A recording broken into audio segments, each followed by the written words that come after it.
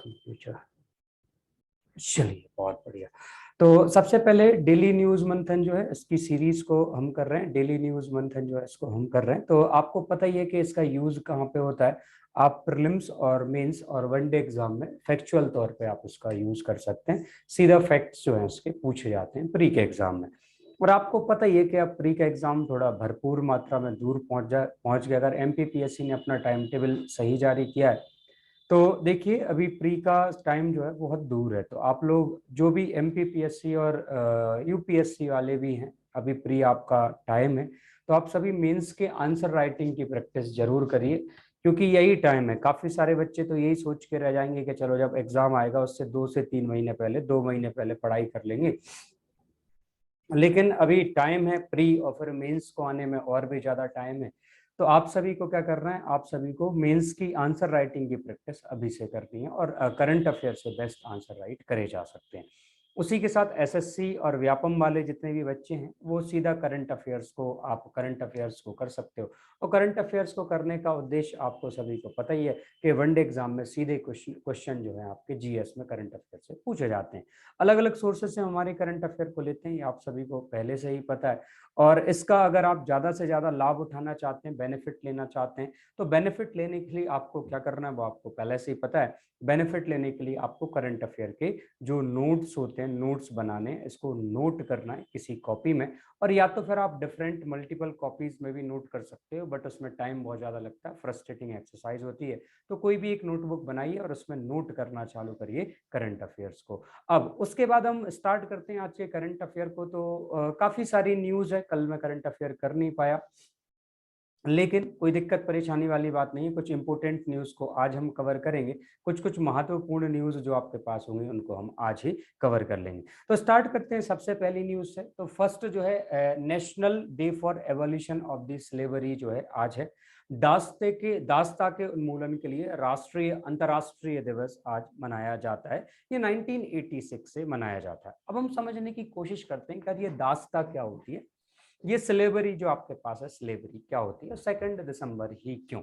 देखो स्लेवरी का मतलब क्या होता है, कोई भी व्यक्ति आपकी विल के बिना, आपकी चाह के बिना आपसे जबरदस्ती काम ले रहा है और उस काम का आपको कोई बेनिफिट नहीं हो रहा, लेकिन सामने वाला उस काम का बेनिफिट लिए जा रहा है। ठीक है, तो इसको हम क्या कहते हैं, स्लेवरी कहते हैं इसको, एक्यूट फॉर्म। और एक्यूट फॉर्म ऑफ स्लेवरी मतलब जो आपकी दास्ता होती है, इस दास्ता के एक घिलौने स्वरूप को देखोगे तो उसमें क्या करता था, कुछ किया जाता था, कुछ मानव, चाहे वो मेल्स हो, चाहे वो फीमेल्स हो, चाहे वो ट्रांसजेंडर्स हो, इनको भरे बाजार में पशुओं की तरह नीलाम किया जाता था, इनकी खरीद फरोख्त करी जाती थी। तो ये क्या होता, दास्ता का सबसे घिलौना स्वरूप होता था कि हम मानवों को किस तरीके से ट्रीट करते हैं, एज अ कमोडिटी और एज अ एनिमल ट्रीट करते हैं, और मानवों को की खरीद फरोख्त करते हैं, इसको हम क्या कहते हैं, दास था। इसमें क्या होता है, जो दास होता है वो अपने मालिक के हर एक हुक्म, चाहे वो कुछ भी हुक्म हो, हर एक हुक्म, इसमें में भी जान भी जा सकती हो, ऐसे हुक्म मानने के लिए भी वो तैयार होता है। तो इसको हम क्या कहते हैं, दास कहते हैं, या इसको हम स्लेव कह रहे होते हैं। ये स्लेवरी एंशियंट टाइम से, बहुत लंबे टाइम से चली आ रही है, लेकिन इस स्लेवरी को एबॉलिश, फॉर्मली एबॉलिश इंडिया में बहुत पहले ही एबॉलिश कर दिया गया था, लेकिन फॉर्मली एबॉलिश जो आपके पास है ऑल ओवर द वर्ल्ड अगर आप बात करोगे तो 2 दिसंबर 1949 जो आपके पास है 1949 में किया गया था। और अब देखो दास्ता के कारण क्या होता है, देखो सपोज करिए किसी भी देश में ह्यूमंस की डिमांड ज्यादा है, तो ये लोग क्या करेंगे, पुअर कंट्रीज में जाएंगे और वहां पे अच्छे अच्छे लालच दे रहे होंगे, लालच दे रहे होंगे, और लालच दे के इन इंसानों को कहां पे, अच्छे जीवन की लालच देने के बाद दूसरी कंट्री जो आपके पास है, दूसरी कंट्री बुला लेते हैं। उसके बाद फिर इनकी खरीद फरोख्त करी जाती है, और फिर जो गर्ल्स होती हैं, विमेन्स होती हैं, उनको प्रोस्टिट्यूशन की तरफ प्रमोट कर दिया जाता है, और जो मेल्स होते हैं इनके ऑर्गन्स को निकाल के ट्रांसप्लांट करवा दिया जाता है, मेल्स जो होते हैं उनकी आंखें वगैरह होती हैं उनको फड़वा दिया जाता है, और उसके बाद जो है मतलब बॉडी पार्ट्स डैमेज करने का बैगिंग वगैरह करवाई जाती है। तो खतरनाक रैकेट चलते हैं स्लेवरी में। तो एट प्रेजेंट में भी अगर हम बात करते हैं कि 1949 के बाद स्लेवरी एंड हो गई ना, ऐसा बिल्कुल भी नहीं है कि 1949 के बाद स्लेवरी या दास्ता खत्म हो गई। हम ये देखते हैं कि दास्ता को खत्म करने के लिए किस किस ने, काफी सारे लोगों ने कदम उठाए थे, और उसमें से अकबर जो था, अकबर ने खुद ने दास्ता जो है उसको अंत करने की कोशिश करी थी, हालांकि वो इतनी सक्सेसफुल कदम नहीं था। हमारे संविधान में, हमारे आईन में, हमारे कॉन्स्टिट्यूशन में देखें तो राइट अगेंस्ट एक्सप्लॉयटेशन, शोषण के विरुद्ध अधिकार दिए गए। इन शोषण के विरुद्ध अधिकारों में 23 और 24 जो आपके पास है आर्टिकल आता है, अनुच्छेद 23 और अनुच्छेद 24 आते हैं। तो आर्टिकल 23 क्या कहता है? Provision of the trafficking in human being and forced labour जो है उसको आप नहीं करवा सकते। हम जो है बलपूर्वक श्रम नहीं करवा और उसी के साथ जो खरीद फरोख्त है इंसानों की वो कतई नहीं कर सकते। ये एक एब्सोल्यूट राइट है, किसी भी कंडीशन में नहीं करा सकते। ये रिलेटिव राइट नहीं है कि आप करा सकते, एब्सोल्यूट है। बस यहाँ पे जो आपके पास है कुछ कुछ एक्सेप्शंस आर्टिकल 24 जो है उसमें दिए गए हैं कि provision of the child labour article 24, इसमें बस डोमेस्टिक लेबर जो आपके पास है, डोमेस्टिक इंडस्ट्री में चिल्ड्रंस जो है वो काम कर सकते हैं। तो इसमें एब्सोल्यूट राइट क्या है कि हैजार्डियस इंडस्ट्रीज जो होती हैं, जो खतरे वाली इंडस्ट्री होती हैं, उद्योग होते हैं, उनमें बालकों के श्रम जो होते हैं उसको क्या कर दिया गया? बैन कर दिया गया।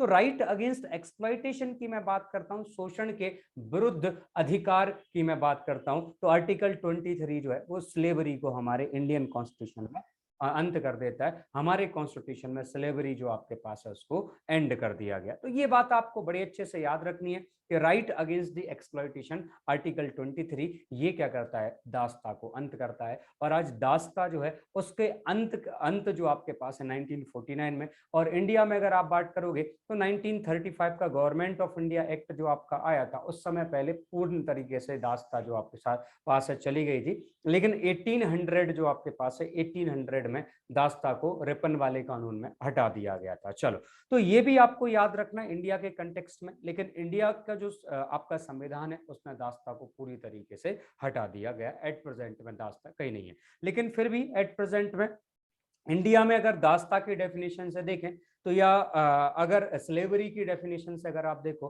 तो सबसे ज्यादा स्लेव्स इंडिया में ही पाए जाते हैं। आप अपने आप को ही देख लो, जब आपके घर में मेहमान आते हैं तो अगर आप सबसे छोटे हो, अनफॉर्चुनेट हो आपके घर में तो आपको ही बोला जाता है जाओ पानी भर के लाओ। अब आपका मूड है अथवा नहीं है, कायदे से लाओगे तो भी लाना है और कायदे से नहीं लाओगे तो भी लाना है। तो हमें खुद डिसाइड करना होता है कि कायदे से लेके लाना है तो कुट पिट के लेके आना है, तो हमें लेके आना पड़ता है। जो यहाँ पे सबसे छोटा है उस सभी को पता होगा।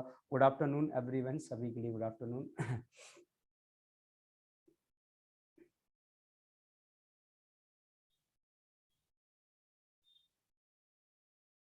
सर चाइल्ड लेबर में डोमेस्टिक नहीं किया अभी। एट प्रेजेंट में डोमेस्टिक हजार्डियस इंडस्ट्री नहीं है तो डोमेस्टिक इंडस्ट्रीज में काम कर सकते।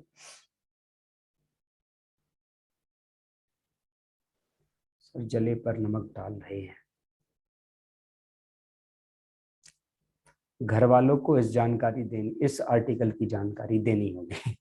एक और बात शायद आपको पता होगा, ये फंडामेंटल राइट्स जो हैं वो स्टेट के अगेंस्ट जो होते हैं वो जारी होते हैं, राज्य के अगेंस्ट, प्राइवेट पार्टीज के अगेंस्ट जारी नहीं होते फंडामेंटल राइट्स। ठीक है, तो ये याद रखना। अगर आपके घर वाले जो हैं आपको ऐसे काम करवा रहे हैं तो आप उनके अगेंस्ट मुकदमा जारी नहीं कर सकते। Good afternoon everyone. चलिए, बहुत बढ़िया, ये सबको पता चल गया। छोटी मोटी बातें हैं, आपको स्लेवरी जो है उसके बारे में याद रखना है, आर्टिकल 23, 24 के बारे में याद रखना है। पहली न्यूज आपकी हो गई और अब दूसरी न्यूज की तरफ चलते हैं। अब दूसरी न्यूज है नेशनल पॉल्यूशन कंट्रोल डे 2021। राष्ट्रीय प्रदूषण नियंत्रण दिवस जो है ये 2 तारीख को मनाया जाता है। 2 दिसंबर को हम सेलिब्रेट कर रहे होते हैं। अब ये 2 दिसंबर को क्यों सेलिब्रेट कर रहे होते हैं इसकी भी हम बात कर लेते हैं कि भाई नेशनल पॉल्यूशन कंट्रोल डे जो है वो 2 दिसंबर को आप क्यों मना रहे हो, वाई। तो इसके कारण को एक्सप्लोर करते हैं। तो आप सभी को पता होगा कि 2 ऑफ दिसंबर के दिन हमारे मध्य प्रदेश में, 2 एंड 3 दिसंबर के दिन मध्य प्रदेश में मिथाइल आइसोसिनेट गैस जो आपके पास है उसके रिसाव की वजह से भोपाल गैस ट्रेजिडी हुई थी। भोपाल गैस आपदा जो है उसकी वर्षी आज है, और इस भोपाल गैस आपदा की वजह से ऐसा प्रदूषण फिर से ना हो, काफी सारे लोगों की जिंदगी जो है, काफी सारे लोगों की जिंदगी जो है वो खतरे में ना पड़े। तो इसके लिए government of India awareness generation के लिए 2 दिसंबर के दिन क्या सेलिब्रेट करती है, नेशनल पॉल्यूशन कंट्रोल डे, राष्ट्रीय राष्ट्रीय प्रदूषण नियंत्रण दिवस मनाया जाता है। चलो बहुत बढ़िया, तो ये सभी को पता चल गया, बड़े अच्छे से पता चल गया। अब कुछ कुछ देख लेते हैं कि इसके एम एंड ऑब्जेक्टिव्स क्या क्या होते हैं, इसमें क्या क्या होता है, क्या क्या नहीं होता है। Good afternoon. चलिए, तो यहाँ पे देखिए सबसे पहला नेशनल पॉल्यूशन कंट्रोल डे में सबसे पहला क्या है, अवेयरनेस। आप जैसे लोग, आप जैसे जो बच्चे हैं जिनको पता ही नहीं पॉल्यूशन क्या होता है, इसके घाटे क्या होते हैं, और फिर बाद में जाके इनको पता चलता है एग्जाम के एमसीक्यू में, अच्छा ये भी पॉल्यूशन होता है, तो फिर जी हाँ, तो उन लोगों के लिए पहले से ही पता चल जाए कि प्रदूषण क्या होता है। उसके बाद हम किस तरीके से इंडस्ट्रियल डिजास्टर्स जो है उनको मैनेज कर सकते हैं, औद्योगिक आपदाएं किस तरीके से बचा सकते हैं, पॉल्यूशन को किस तरीके से कंट्रोल किया जा सकता है, रिड्यूस कैसे कर सकते हैं चीजों को। और एक और इसमें एक और न्यूज थी जो मैंने कवर नहीं करी है, रिड्यूस से मुझे याद आया, वो ऐड कर लो।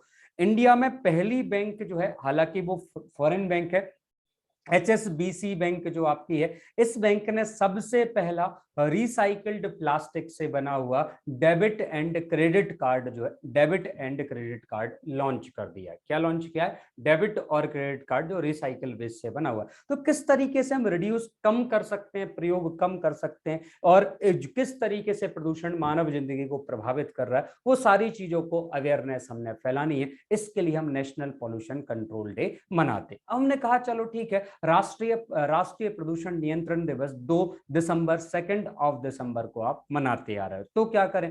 तो इस दिन के दिन हम क्या कर रहे होते हैं, इस दिन के चलिए, तो नेशनल पॉल्यूशन कंट्रोल डे जो है उसको हम सेलिब्रेट इसलिए कर रहे हैं ताकि पॉल्यूशन कंट्रोल में रहे।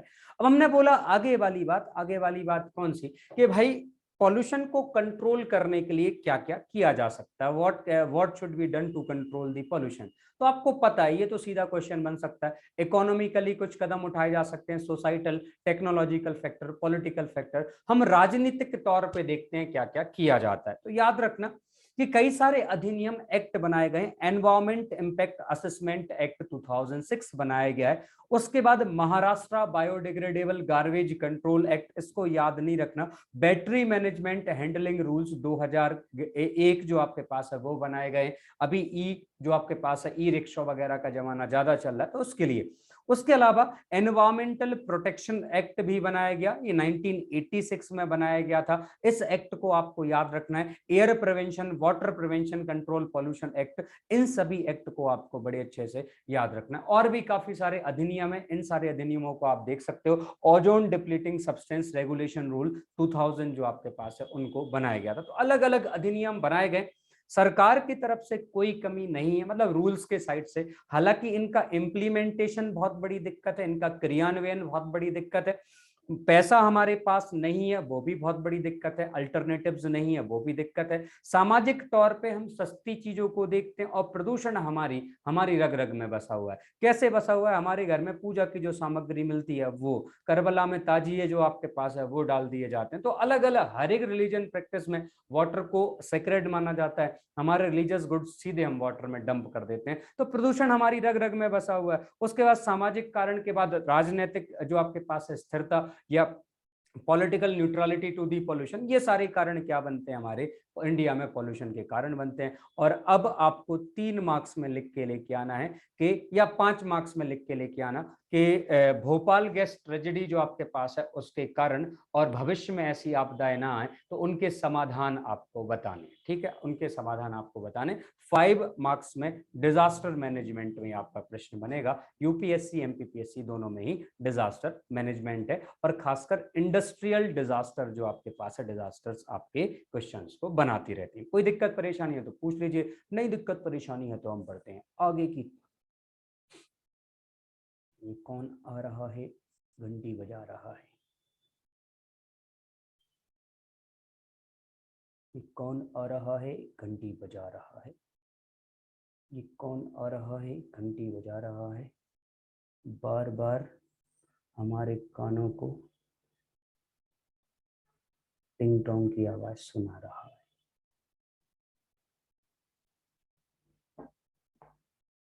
हाँ, जैसे विशाखापट्टनम में, जी बिल्कुल। विशाखापट्टनम और लेबनन में जो आपके पास है इंडस्ट्रियल डिजास्टर हुई थी, तो जी ये 3 एग्जांपल आप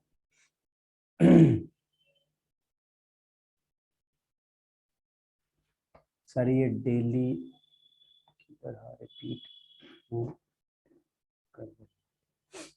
मैं इसलिए कर रहा हूँ क्योंकि ताकि आप लोग 1 बजे करेक्ट 1 बजे आ जाया करो, एकदम फास्ट ट्रैक 1 बजे, और 1 बजे से हम स्टार्ट किया करें और जल्दी 2 बजे तक हमारा करंट अफेयर पूरा हो जाया करे। कितना बजा, वो दिन कब आएगा अब फिर देखते हैं कि अच्छा क्लास का टाइम हो गया, अभी नहीं, चलते हैं बाद में चलते हैं मुझे एंटी डिफेक्शन लगाना पड़ेगा। ये एज, सर ये एज इफेक्ट है, मुझे तो पता ही नहीं चलता, बुढ़ापे में नींद बहुत आती है, समीक्षा ऐसा कह रही है। चलो कोई दिक्कत परेशानी वाली बात नहीं है आगे की तरफ चलते हैं और नेक्स्ट न्यूज को देख लेते हैं। राष्ट्रीय प्रदूषक नियंत्रण दिवस जो है, सर नींद बच्चों को आती है। अच्छा, नींद बच्चों को आती है, ये बहुत सही है यार, ये तो नई डिस्कवरी कर ली। अंशिका को इस बार का नोबेल प्राइज दे दो, ठीक है। कोई भी बूढ़ा सो रहा हो ना, उसके पीछे जाके दिया चमाट पट खींच के, ठीक है। क्यों, मैं तो बच्चों को ऐसे ही परेशान करता हूँ, जब तुम सो रहे हो तुम बच्चे हो। मतलब कहाँ से लॉजिक लगते हैं ये, मुझे समझ ही नहीं आ रहा, कौन से पेड़ पे लगते हैं लॉजिक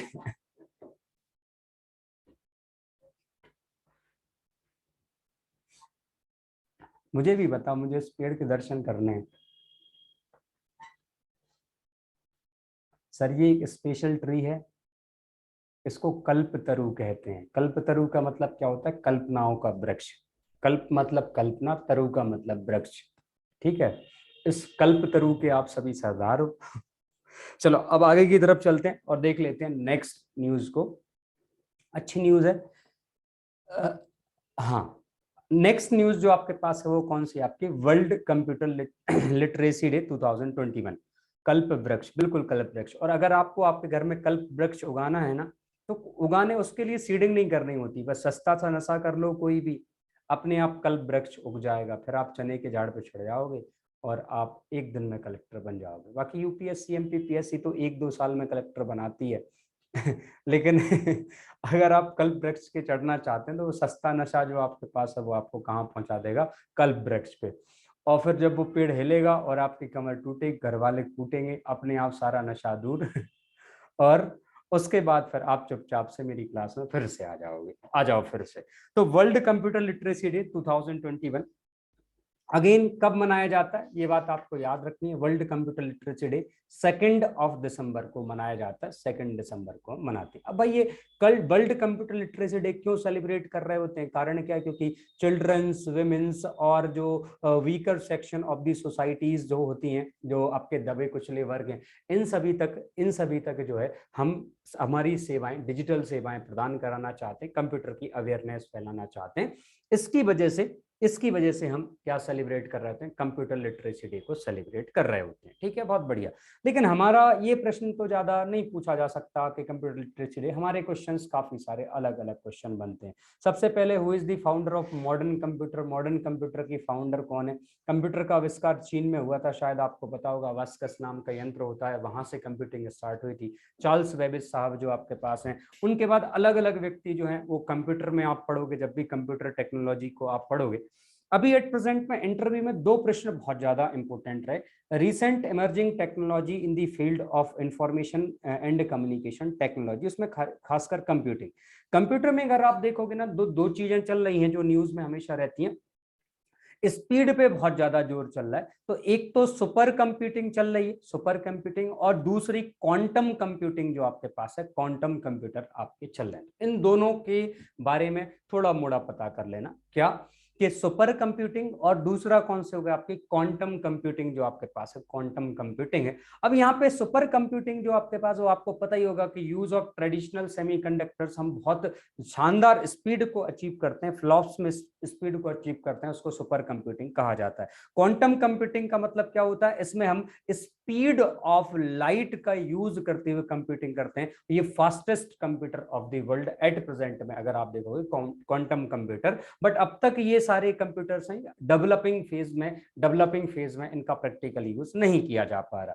तो अब हम देखते हैं कि भारत के, अभी इंटरव्यू में पूछा गया था यूपीएससी वाले में, भारत के कोई भी सुपर कंप्यूटर के नाम आपको बताने। तो परम सिद्धि वन एआई जो आपके पास है, ये कौन सा था आपका, centre for development of advance computing के द्वारा बनाया गया कंप्यूटर था। इसने वर्ल्ड में 89th रैंक अर्जित करी है, 107 में Indian institute of tropical metrology के द्वारा प्रत्यूष जो आपके पास है वो। और नेक्स्ट बात करोगे national centre for medium range weather forecasting, इसने मिहिर सुपर कंप्यूटर को बनाया। तो कुछ सुपर कंप्यूटर आपको याद रखने, बाय डिफॉल्ट 2-3 इनके नाम याद रख लो। ये एमपीपीएससी में सीधे क्वेश्चन में आ जाते हैं कि भारत का सुपर कंप्यूटर कौन है, इस तरीके से अलग छांटने को आ जाता है। और यूपीएससी के इंटरव्यू में ही पूछे गए सीधे के सीधे के सुपर भारत के कोई भी 1 या 2 सुपर कंप्यूटर के नाम बताओ, तो ये क्वेश्चन आपके पूछे जाते हैं, आ जाते हैं। ठीक है, तो इनको आपको याद रखना है। और जो आपकी क्वांटम कंप्यूटिंग है वो चल रही है। जब हम इंफॉर्मेशन कम्युनिकेशन टेक्नोलॉजी में आपको पढ़ाऊंगा, आईसीटी में आपको पढ़ाऊंगा, तब ये सारी चीजों को मैं आपको कवर करूंगा। तो अब तक के लिए फिलहाल इतना ही, मतलब न्यूज खत्म नहीं हुई, इस न्यूज में इतना ही। कोई दिक्कत है तो आप पूछ सकते हो। सर गांधी जी की फिलॉसफी भूल गए हैं, कौन गांधी जी कौन है, कौन गांधी जी कौन, नोटो वाले, अच्छा वो वाले, उनको कौन भूल सकता है। अच्छा, इंदिरा गांधी जी, आयरन लेडी, उनकी फिलॉसफी मैंने अप्लाई नहीं करी।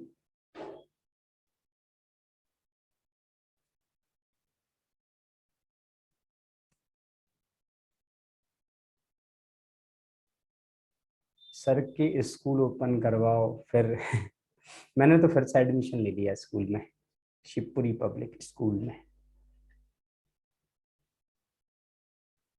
चलिए बहुत बढ़िया, अब ये सबको पता चल गया बड़े अच्छे से। हाँ, ये सभी को बड़े अच्छे से पता चल गया। अब आगे की तरफ चलते हैं और नेक्स्ट न्यूज को हम कर लेते हैं, अगली न्यूज जो है उसको हम देख लेते हैं। सबसे बकवास है, इसलिए तो लिया है एडमिशन। अब आगे की तरफ चलते हैं, नेक्स्ट देख लेते हैं नेक्स्ट न्यूज को, अगली न्यूज।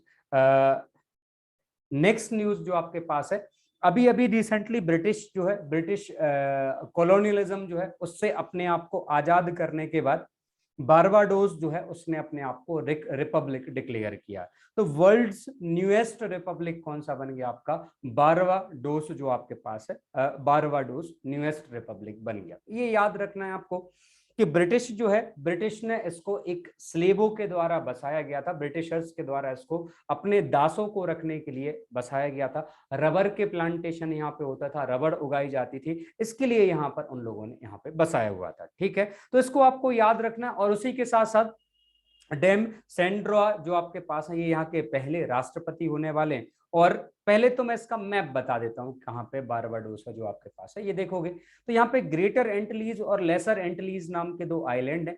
यहाँ पे जैसे ही आप जाओगे ना, तो जो लेसर एंटलीज में जाके देखोगे तो यहाँ पे बारबाडोस जो है, ये मैंने मैपिंग में पढ़ाया हुआ था, बारबाडोस नाम का आइलैंड आपको दिखेगा। और यहाँ पे ब्रिज टाउन जैसे देखोगे तो उसकी कैपिटल सिटी आपको दिख जाएगी, कैपिटल सिटी आपको दिख जाएगी। तो यूपीएससी ऑप्शनल वाले जो ज्योग्राफी ऑप्शनल पढ़ रहे हैं ना भाई, वो लोग इसको देख लो, यूपीएससी ऑप्शनल वाले कहाँ पे बारबाडोस है, एंटलीज आइलैंड जो आपके पास है वो कहाँ पे। और याद करो कल मैंने आपको पढ़ाया था ओशियानिक कन्वर्जेंस वाला प्लेट टेक्टोनिक थ्योरी में, उसमें मैंने यहाँ पे एक ट्रेंच बताई थी, सभी को बताई थी, जीएस वालों को भी बताई थी, अटलांटिक ओशियन की डीपेस्ट ट्रेंच जो आपके पास है, पोर्तो रिको ट्रेंच। तो पोर्तो रिको ट्रेंच के पास ही बारबाडोस आइलैंड जो आपके पास है वो लोकेटेड है। तो उसको आपको सर्च करना। और इसी के साथ अब क्वेश्चन बन गया है कि भाई रिपब्लिक डिक्लेयर करना क्या होता है। तो एट प्रेजेंट अब तक ये लोग ब्रिटिश मोनार्क जो होता है उसके अंडर में थे उसकी छत्र छायाओं में थे, और अब उन्होंने अपने आप को इंडिपेंडेंट डिक्लेयर कर दिया। एक अलग से रिपब्लिक देश जो है, खुद का राजा होगा और हम खुद सेलेक्ट करेंगे, इस तरीके से डिक्लेयर कर दिया। और यहाँ पे एक और याद रखना, यहाँ का खुद का अलग राष्ट्र घोषित करने के साथ जो सिंगर रिहाना है उनको राष्ट्रीय हीरो जो आपके पास है, नेशनल हीरो भी डिक्लेयर कर दिया गया। मैंने कहा बहुत बढ़िया, कौन बन गई? रिहाना के गाने शायद आपने सुने होंगे, नहीं सुने तो जाके सुन भी सकते हो,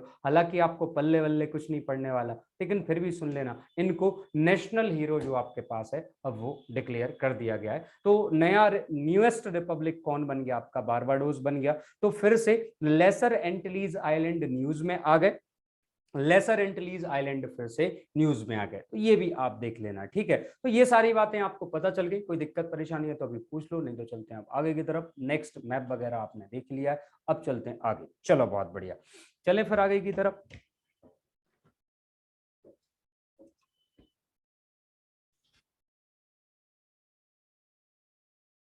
किसान आंदोलन नहीं, वो क्रेटा थॉनबर्ग थी, वो क्रेटा थॉनबर्ग है। और रिहाना में भी हाँ ट्वीट किया था, ये वो भी है, वही इन्होंने भी किया था।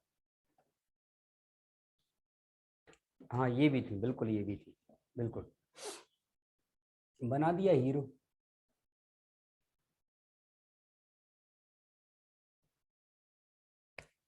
चलिए बहुत बढ़िया, अब चलें आगे की तरफ। नेक्स्ट,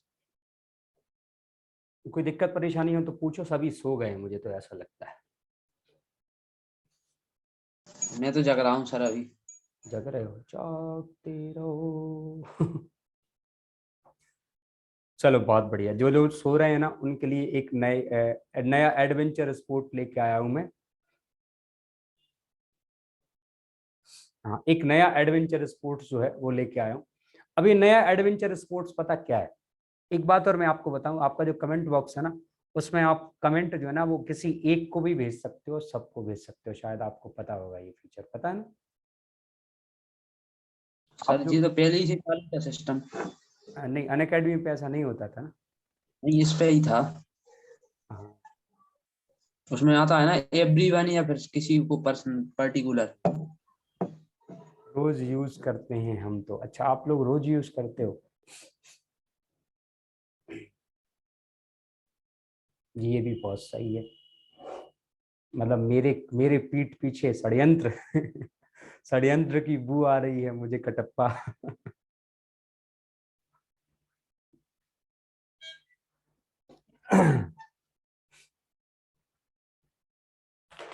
इस बात पे तो पानी पी सकता हूँ क्योंकि मिठाई मेरे पास बची नहीं।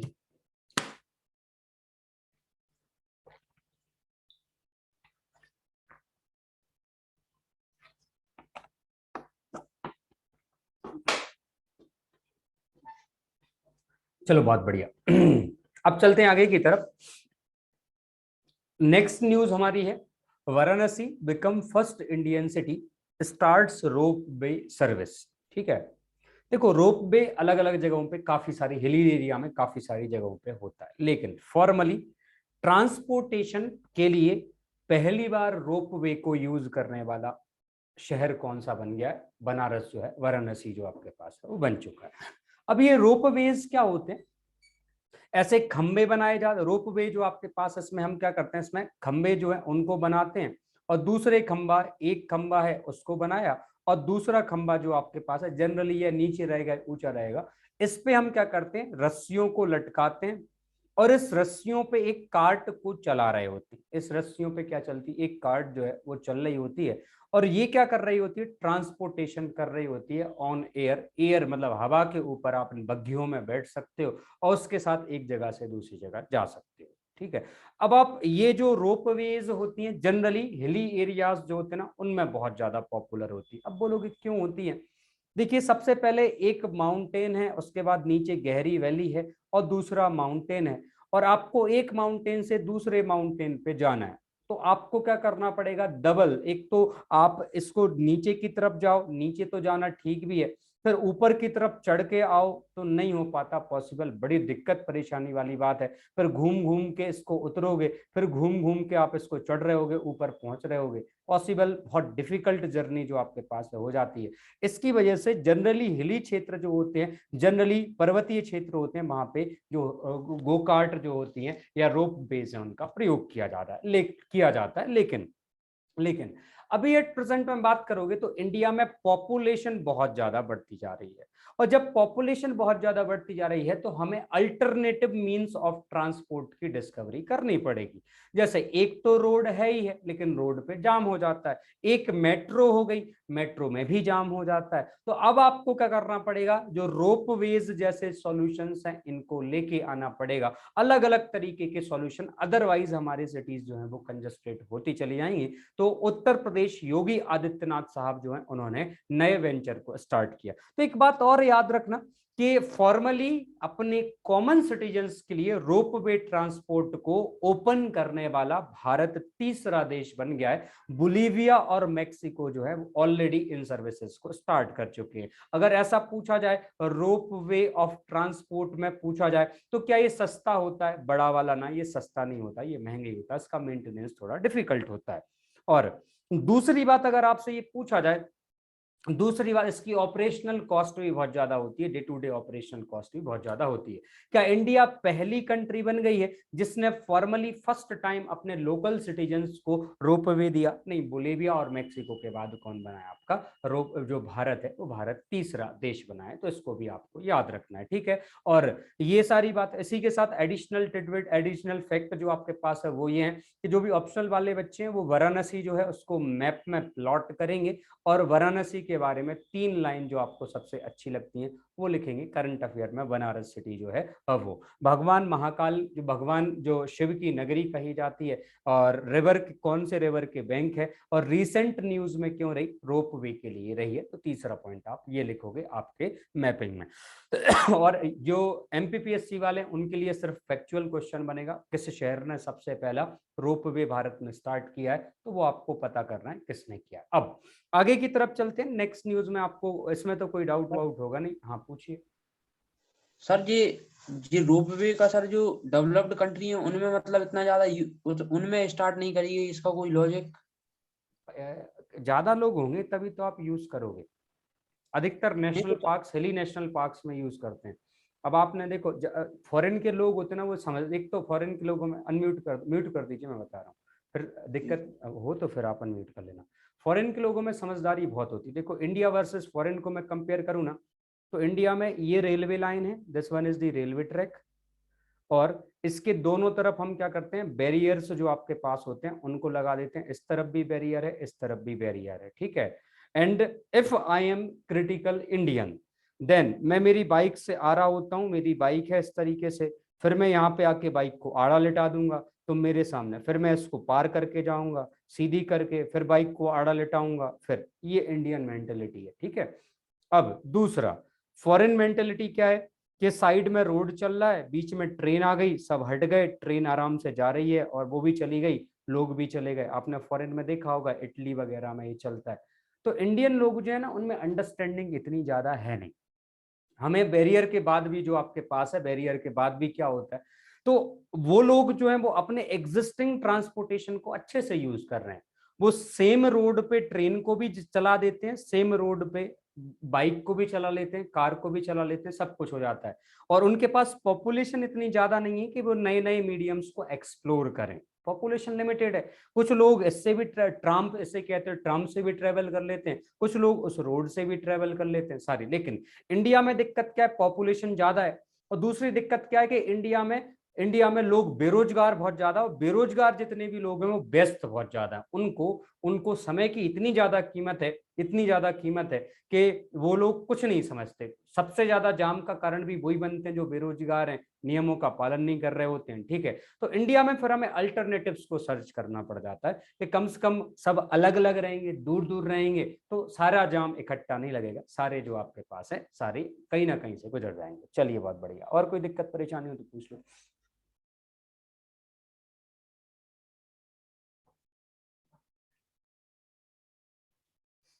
फिर सर एक्सीडेंट तो होते हैं ना, ये एक्सीडेंट हमारे डे टू डे पार्ट के इवेंट्स हैं, ठीक है। Accidents are not exceptions, these are norms in India.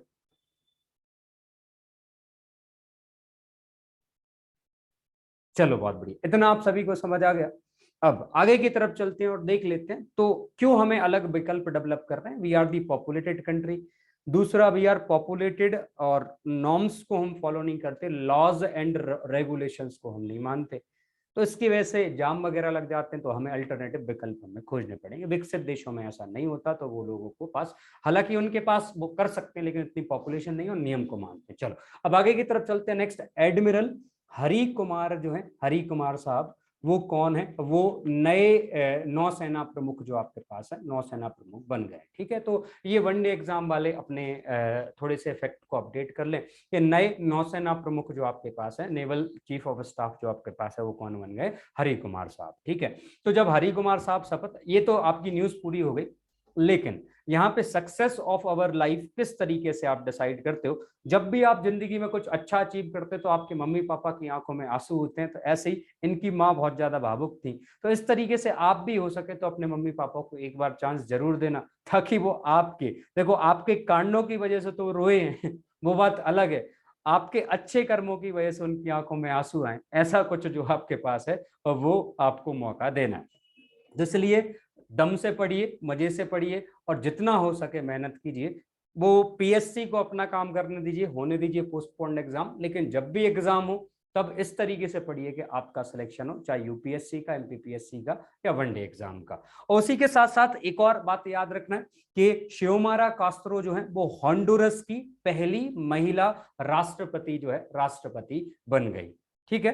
तो याद रखना, जब एमपीपीएससी वाले खासकर याद रखना कि कहीं पे भी फर्स्ट महिला राष्ट्रपति बनती है, तो 2016 पीएससी और 17 पीएससी के एग्जाम में बहुत ज्यादा परेशान करा था। कहीं पे भी फर्स्ट कोई भी पॉलिटिकल लीडर बनता है ना, तो वो एमपीपीएससी में क्वेश्चन बन जाता है, ट्रेंड था, हालांकि उसने डिफाई कर दिया लेकिन पूछा जाता है। तो याद रखना, हॉन्डुरस को सर्च करना, अगेन अमेरिका में जाके सर्च करना, वहां पे आपको हॉन्डुरस नाम की कंट्री मिल जाएगी और उसी में जो आपके पास है, इनको पहले महिला राष्ट्रपति के तौर पे नियुक्त किया गया। चलिए बहुत बढ़िया, तो ये सारी बातें। हाँ आपने सर उनका नेम क्या बताया जो बनी है? शियोमारा कास्त्रो, फिदल कास्त्रो जैसा लग रहा है ना, क्यूबा वाली फिदल कास्त्रो, शायद आपने हाँ, सुना। May be Latin American countries है हाँ तो हाँ शायद वही चीज। जी, तो इनको देख लेना और एमपीपीएससी वाले भी देख लेना, और यूपीएससी वाले ये हॉन्डुरस नाम की कंट्री जो है इसको सर्च कर लेना, कहाँ पे ये हॉन्डुरस नाम की देश जो आपके पास है लोकेटेड है, इसको आप सर्च कर लोगे, ठीक है। अब आगे की तरफ चलते हैं और नेक्स्ट जो देख लेते हैं, नॉर्थ अमेरिका, एक बार जाके देख लेना। अब चलते हैं आगे की तरफ, अगली न्यूज की तरफ। तो अगली न्यूज थोड़ी सी सीरियस है, वनडे एग्जाम वाले जितने भी बच्चे हैं वो सारे के सारे बच्चे, अब मीटिंग अब आपके काम की नहीं रहेगी, ये महफिल आपके काम की नहीं, अब तक थी अब काम की नहीं। एमपीपीएससी और यूपीएससी वाले मेंस के लिए इसको देख सकते हैं, ठीक है और आप लोग गाना गा के जा सकते हो, ये दुनिया ये महफिल मेरे काम की नहीं चलिए अब आगे की तरफ चलते हैं, देखते हैं। तो एक बिल अभी रिसेंटली बिल जो आपके पास है, बिल आया हुआ है, इसको हम क्या बोलते हैं? Assisted reproductive technology regulation bill. कौन सा बिल है? Assisted reproductive technology regulation bill जो है, ये आपका आया हुआ है। अब हम देखते हैं कि असिस्टेड रिप्रोडक्टिव टेक्नोलॉजी क्या होती है। तो सबसे पहले देखिए, आप थोड़ी भी बाबालॉजी अगर आप जानते हो तो आपको पता ही होगा कि एक तो रिप्रोडक्शन होता है। रिप्रोडक्शन ऐसी प्रोसेस होती है जिसके तहत कोई भी स्पीसीज अपनी ऑफ स्प्रिंग, मतलब आने वाली प्रजाति को लेके आती। ये कैसा हो सकता है? तो सेक्सुअल और दूसरा एसेक्सुअल रिप्रोडक्शन जो आपके पास है, रिप्रोडक्शन हो सकता है अलग अलग तरीके के। सामान्यतः जितने भी लिविंग ऑर्गेनिज्म एनिमल होते हैं उनमें सेक्सुअल रिप्रोडक्शन होता है, ठीक है। सेक्सुअल रिप्रोडक्शन जो आपके पास है यहाँ पे करा जाता है। तो यहाँ पे देखोगे सेक्सुअल रिप्रोडक्शन में कौन पार्टिसिपेट करता है? एक तो मेल और दूसरी फीमेल पार्टिसिपेट करती है, ठीक है। तो मेल और फीमेल, मेल जो आपके पास है, मेल में जनरली स्पर्म, और फीमेल में क्या काम करता है? एग जो आपके पास है, एग काम करता है। लेकिन अब दिक्कत परेशानी कहां पे होती है? दिक्कत परेशानी यहां पे कि अगर इनमें से कहीं पे भी दिक्कत है, चाहे मेल में या फीमेल में दिक्कत है कहीं पे भी, तो ऑफ स्प्रिंग जो आपके पास है उसको आने में या नहीं आ पाती है, आने में बहुत बड़ी समस्याएं होती हैं। तो तो इनको अगर ऐसा कुछ हो रहा है कि संपत्ति जो दंपत्ति जो आपके पास है या जो कपल्स हैं उनको चिल्ड्रन नहीं है, चिल्ड्रन नहीं हो रहा, इन दिस कंडीशन, इस कंडीशन में हम क्या करते हैं, असिस्टेड रिप्रोडक्टिव टेक्नोलॉजीज जो हैं उनका हम सहारा ले रहे होते हैं। अब असिस्टेड रिप्रोडक्टिव टेक्नोलॉजीज ऐसी तकनीकी होती है जिन तकनीकी से हम क्या करते हैं, जिन तकनीकी से हम जो है हम ऑफस्प्रिंग को लाने में मदद कर रहे होते हैं। इसमें क्या होता है आपको पता होगा, आपने सभी ने सुना होगा टेस्ट ट्यूब बेबी का नाम, टेस्ट ट्यूब बेबी जो है उसका नाम आपने सुना होगा, टेस्ट ट्यूब बेबी। तो वो कौन सा आपका असिस्टेड टेक्नोलॉजी जो आपके पास है उसके तहत जो है किया। अब देखो यहाँ पे किया क्या जाता है, सपोज करिए कि अगर स्पर्म में दिक्कत है तो क्या करते हैं, डोनर से हम स्पर्म लेते हैं, जैसे विकी डोनर नाम की मूवी आपने देखी होगी, तो स्पर्म ले लिया, ओवरी को आपने महिला से निकाला और फिर हम क्या करते हैं, जो ट्यूब होती है उसमें हम फर्टिलाइज करते हैं और लैब कंडीशन में फर्टिलाइज करते हैं, टेस्ट ट्यूब बेबी जो होते हैं, और फिर उसके बाद इसको फीमेल जो है उसके बोम में एंटर कराया जाता है। तो इसमें इस बिल में टोटल दिया क्या गया है, ये बिल जो आपके पास है किसके बारे में, कि डोनर कौन हो सकता है उसकी टर्म्स एंड कंडीशन दी गई हैं, चाहे फीमेल डोनर हो चाहे मेल डोनर हो। उसके बाद बात करोगे तो ये स्टोर कौन कर सकता है, इनको डोनर ने डोनेशन तो कर तो दिया, ये स्टोर कौन कर सकता है, तो उसके लिए स्टोर की फैसिलिटी जो आपके पास है, फैसिलिटी तो donation of the sperm and the egg जो आपके पास है उसकी बात करी गई। उसके बाद फर्टिलाइजेशन कौन करवाएगा उसकी बातें इस बिल में करी गई, ऑथेंटिकेटेड सेंटर जो आपके पास है उनकी। और उसके बाद अगर आप बात करोगे तो कोई भी सरोगेसी जो आपके पास होती है, सरोगेसी किस तरीके से करी जाएगी, सरोगेट मदर कौन होगी, तो उन सारी बातों को इसमें एड्रेस किया गया है। और इसमें सब में एज जो आपके पास है एज दी गई है, जैसे कि अगर आप बात करोगे तो स्पर्म जो होता है, सीमन जो होता है वो 21 ईयर से 55 ईयर के डोनर का लिया जा सकता है। इसी तरीके से एग जो आपके पास है 23 से 35 ईयर जो आपके पास है महिला, उससे लिए जा सकते हैं। और इसमें अलग अलग टर्म्स एंड कंडीशन दी गई हैं कि कोई भी महिला जो है जिसकी शादी हो गई है उसी से ही हम जो आपके पास है एग डोनेशन करवा रहे होंगे। और एक बार अगर आपने किसी से एग डोनेट कर दिया उसके बाद किसी और को वो जो एग है आप डोनेट नहीं कर सकते, उसके पेयर्स डोनेट नहीं कर सकते। ऐसे अलग अलग तरीके की टर्म्स एंड कंडीशन जो है वो लेके लाई गई है। ये सारी बातें आपको याद रखनी है। और उसी के साथ साथ national and state board of surrogacy जो आपके पास है उनको लाने की बात करी गई है कि उनको लाएंगे और सरोगेसी और असिस्टिव रिप्रोडक्टिव टेक्नोलॉजीज जो हैं उनको हम आगे बढ़ाएंगे। चलो अब एक छोटा सा प्रश्न है, ये सारी चीजें मैंने आपको बता दी, इसके प्रबंध बता दिए, भाई इसकी जरूरत क्या थी। क्वेश्चन जो आपके पास है ये है कि इसकी जरूरत क्या थी, इसको हम क्यों लेके आए। अनम्यूट करके आप आंसर दे सकते हैं।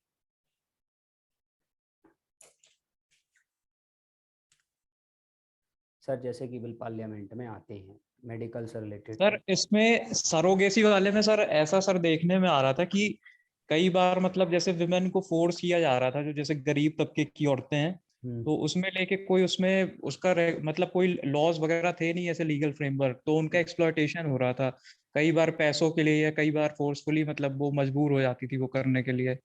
जी सही है। अंशिका का क्वेश्चन है एक वैलिड क्वेश्चन कि सर मेंबर ऑफ पार्लियामेंट में मेडिकल एक्सपीरियंस होता नहीं है, फिर वो ऐसे बिल्स कैसे लेके आते हैं। सबसे पहली बात, जब बिल डिजाइन होता है ना तो बिल डिजाइन कंसर्न्ड मिनिस्ट्री में जो सेक्रेटरीज होते हैं ना वो विथ कंसल्टेशन करते हैं, सारे मेडिकल स्टाफ जो होता है उसके कंसल्टेशन के साथ बिल, कोई भी पॉलिटिशियन खुद से बिल नहीं बनाता, ड्राफ्ट नहीं करता, मिनिस्ट्रीज में स्टेक होल्डर।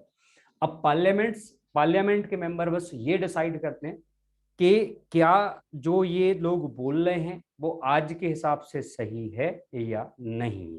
ठीक है, इनके हिसाब से मोरल जो आप morality, social acceptability, political acceptability, वो सारी चीजें देखते हैं। फिजिबिलिटी जो आपके पास वो देखी जाती है इस लॉ की, अगर सही है तो वो पास कर देते हैं, सही नहीं है तो वो पास नहीं करते हैं।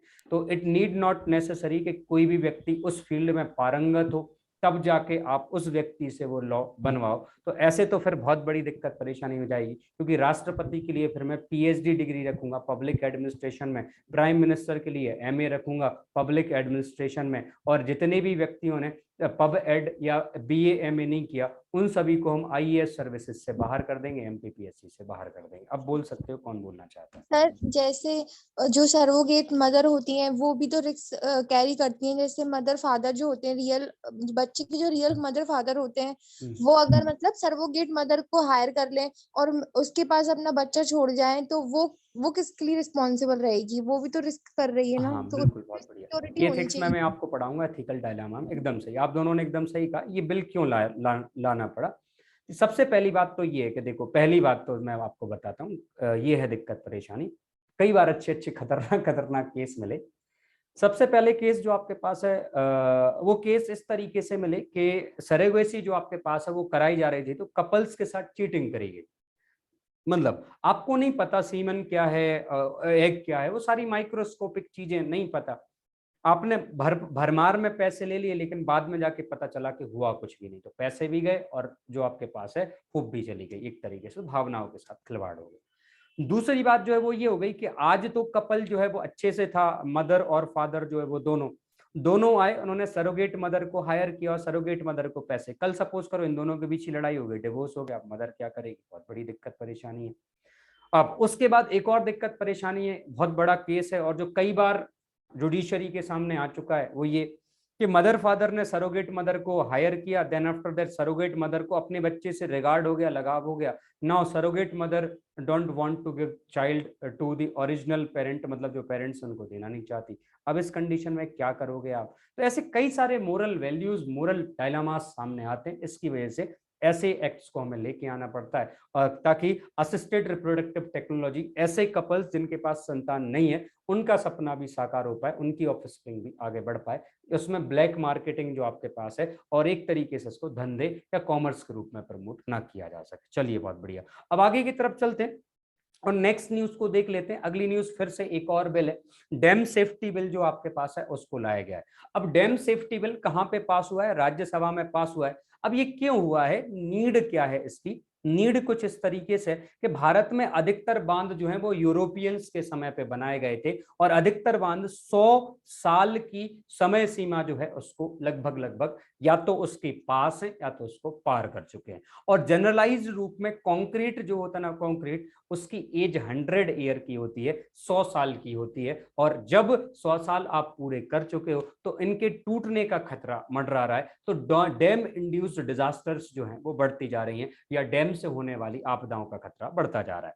तो इस बिल में अगर आप बात करोगे तो इसमें national committee on dam safety और नेशनल डैम सेफ्टी अथॉरिटी जो है, दो अलग अलग नेशनल बॉडीज को बनाने की बात करी है।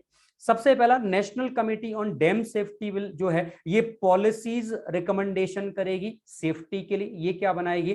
कमेटी जो है वो क्या करेगी? नई नई पॉलिसीज को बनाएगी। और नेशनल सेफ्टी अथॉरिटी जो है ये क्या करेगी? इंप्लीमेंट करेगी इन सारी पॉलिसीज को। ठीक है, तो जो पुराने डैम है उनका रिस्क असेसमेंट किया जाएगा, उनका जोखिम जो है उसका अध्ययन किया जाएगा। जोखिम अध्ययन करने के बाद नए नए नियम कायदे कौन बनाएगा? National committee on dam safety. Dam safety के लिए बनाई गई समिति, और इनका क्रियान्वयन कौन करेगा? स्टेट सेफ्टी अथॉरिटी जो आपके पास, नेशनल डैम सेफ्टी अथॉरिटी जो आपके पास प्राधिकरण क्या कर रहा होगा? इनका क्रियान्वयन कर रहा होगा। इस तरीके से जो पुराने डैम्स हैं उनको फिर से एक बार रिवाइटलाइज करने की बात करी गई। अब यहाँ पे देखोगे इसमें स्टेक होल्डर कौन कौन से हैं, तो देखिए according to entry 17 of state list, state भी इसमें स्टेक होल्डर है, क्योंकि irrigation, water supplied, canals, embankment, drainage, water power, water storage, ये सारे स्टेट लिस्ट के अंदर आते हैं, राज्य सूची के अंतर्गत आते हैं। और entry 56 of union list of parliament जो आपके पास है, ये river valleys, inter state river valleys जो हैं उसके मैनेजमेंट के लिए रिस्पॉन्सिबल है। तो इस तरीके से राज्य और केंद्र दोनों ही इस चीज के लिए रिस्पॉन्सिबल होते हैं, और दोनों ही जब इस चीज के लिए रिस्पॉन्सिबल हैं तो एक नया अधिनियम लेके आए, डैम सेफ्टी बिल, क्योंकि डैम टूटा तो एक राज्य का नुकसान नहीं होगा, सारे राज्य बह जाएंगे। ठीक है, तो ये दोनों अथॉरिटीज को हम बना रहे हैं।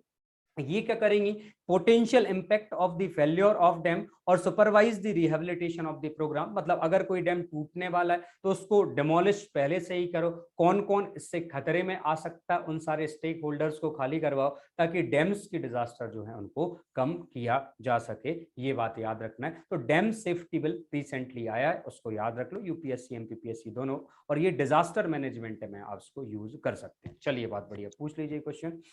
सर दोनों कॉन्स्टिट्यूशनल बॉडी रही?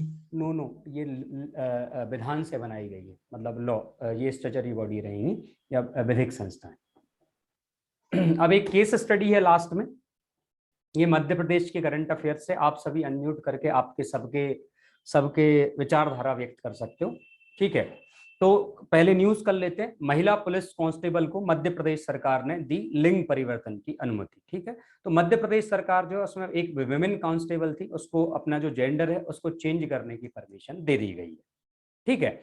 तो क्वेश्चन कुछ इस तरीके से है कि you are the DSP of the police of Madhya Pradesh, आप डीएसपी हो या आप होम मिनिस्टर के सेक्रेटरी हो, और आपके पास एक ऐसी जो आपके पास है एप्लीकेशन आती है कि कोई भी व्यक्ति जो आपके पास, क्योंकि आपको पता होगा कि जब भी पुलिस में या किसी भी विभाग में रिक्रूटमेंट होते हैं तो वहां पे आपके जेंडर को पूछा जाता है, और जेंडर का एक रिजर्वेशन होता है, रिजर्वेशन ऑफ द जेंडर के अनुसार आप सिलेक्ट होते हो। तो आपके पास एक ऐसी एप्लीकेशन आई है जिस एप्लीकेशन में सामने वाला एप्लीकेंट आप अपने खुद के जेंडर को चेंज करने के लिए आपसे रिक्वेस्ट कर रहा है। तो इस कंडीशन में आप उसकी रिक्वेस्ट को एक्सेप्ट करोगे या डिनाई करोगे। आपसे होम मिनिस्ट्री के सेक्रेटरी के कारण आपसे जो आपके पास है रिकमेंडेशंस लिए जा रहे हैं, क्या मैं पुलिस में ऐसी परमिशन दूं या नहीं दूं। तो आप क्या कर सकते हो या क्या नहीं कर सकते, करोगे तो क्यों, नहीं करोगे तो क्यों।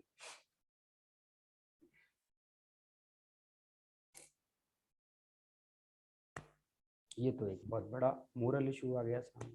सर वैसे तो नहीं देना चाहिए परमिशन, क्योंकि जो गॉड ने बनाया है वही सही है, क्यों नहीं देना चाहिए मेरे हिसाब से तो। सर सलाई वही sir, this is against natural law. अगर हम ऐसा करते हैं, अगर ये कोई ऐसी डिमांड कर रहा है वो भी सिर्फ जॉब के लिए, तो हमें ये नहीं, फॉर जॉब नहीं, मतलब जॉब में तो वो ऑलरेडी है, जॉब में ऑलरेडी है, already he is in service या शी इज इन सर्विस। उसके बाद वो आपसे डिमांड कर रहा है कि अब मैं अपने जेंडर को चेंज करवाना चाहता हूँ, ये चाहता हूँ। सर दिस इज नेचर के अगेंस्ट है। आपकी बॉडी जो नेचर ने बनाई है वो कुछ कैपेबिलिटीज होल्ड करती है, अगर आप उसे चेंज करेंगे तो देयर में be some issues you may handle. तो इसके वजह से sir I will deny this. चलिए ठीक है, और कोई सर मेरे हिसाब से इन्हें परमिशन दे देनी चाहिए, क्योंकि सर ये पहली बात तो वो एक रोग से मतलब सफर कर रही हैं। हाँ, ड्यूअल पर्सनालिटी सिंड्रोम है। दूसरी बात सर, जब लिबर्टी हमारे उसमें प्रियम्बल में इंश्राइंड है तो फिर सर वो तो दिखानी चाहिए ना सर, लिबर्टी तो लिबरल होने के हिसाब से तो दे ही देनी चाहिए इन्हें। और दूसरा मतलब पुष्टि कर चुके हैं ना डॉक्टर उस चीज को कि हाँ। अगर वो सफर ही करेंगी, अगर वो वुमेन रहे जैसे पहले थी वो बाद में भी अगर वुमेन बनी रहेंगी तो वो सफर कर रही हैं, क्योंकि उनकी आइडेंटिटी मेल जैसी है, मेल से मैच करती है। तो इस हिसाब से भी सर उन्हें दे देनी चाहिए परमिशन। मतलब अब मेडिकल ग्राउंड्स पे दे देनी चाहिए, नहीं तो नहीं देनी चाहिए। जी जी सर। और कोई है अगर मेडिकल पे और कोई कुछ कहना चाहता है? पहले आइडेंटिटी डिसऑर्डर बता दीजिए। हाँ, बता रहा हूँ आइडेंटिटी डिसऑर्डर क्या होता है। और कोई कुछ कहना चाहता है या नहीं कहना चाहता?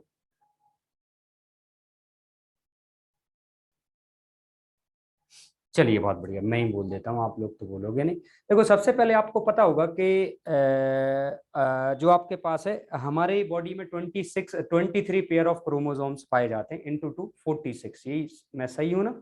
शायद आपको पता होगा ये 46 क्रोमोसोम का कंसेप्ट।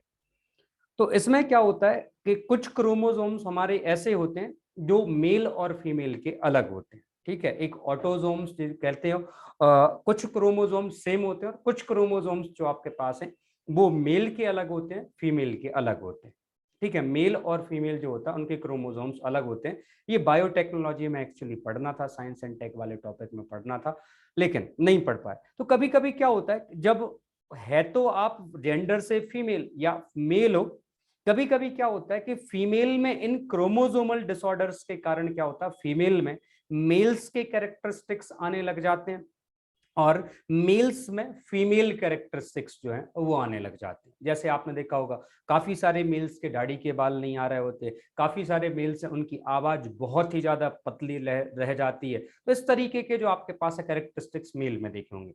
फीमेल्स में आपने देखा होगा काफी सारी फीमेल्स की एकदम दाढ़ी आ रही है, वॉइस बहुत ज्यादा भारी है, और मतलब जो कैरेक्टरिस्टिक्स फीमेल के होने चाहिए वो नहीं होते।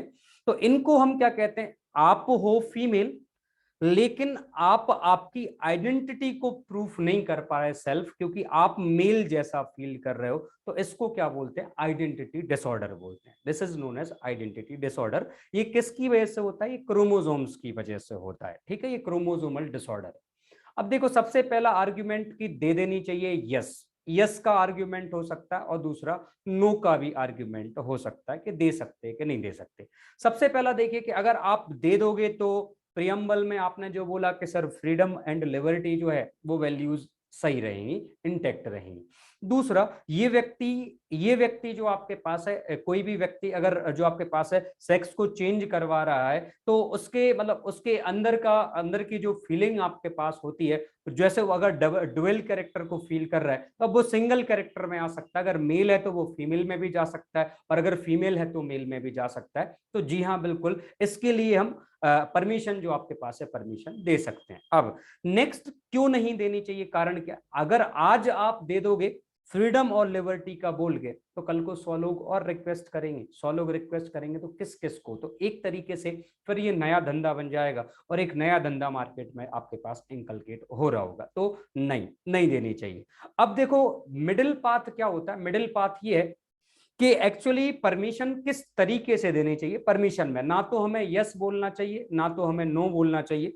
फर्स्ट, एप्लीकेंट को हमें ये बोलना चाहिए कि आप आपकी एप्लीकेशन में ये मत बोलो कि I want to change my I want to change my sex जो आपके पास उसको चेंज करना चाहते हैं। एप्लीकेशन में ये लिखो, I am suffering from disorder and I want to cure that disorder, मैं उस डिसऑर्डर को क्योर करवाना चाहती हूँ। तो फिर उस क्योर जो होगी, डॉक्टर जो भी करेगा हम उसके परमिशन दे देंगे। जेंडर को चेंज करने की परमिशन हम नहीं दे सकते। जो एप्लीकेंट अगर बोल रहा है कि मुझे जेंडर चेंज करना है ना, उसमें ये लिखो कि मैं किसी डिसऑर्डर से मैं डिसऑर्डर से पीड़ित हूं, और मैं इसके लिए मैं क्या करवाना चाहती हूँ, इसके लिए मैं डायग्नोस्ट करके मैं उसको दूर करवाना चाहती हूँ डिसऑर्डर। तो इसके बेसिस पर हम, मेडिकल डिसऑर्डर के बेसिस पर हम क्या कर सकते हैं, हम इलाज की परमिशन दे सकते हैं, ना कि हम सेक्स चेंज करने की परमिशन देंगे। अब इलाज जो भी होगा सूटेबल वो डॉक्टर खुद डिसाइड करेगा, और जब डॉक्टर डिसाइड करेगा तो हमने परमिशन दी हुई है, तो बाय डिफॉल्ट परमिशन आपकी ग्रांट हो जाएगी,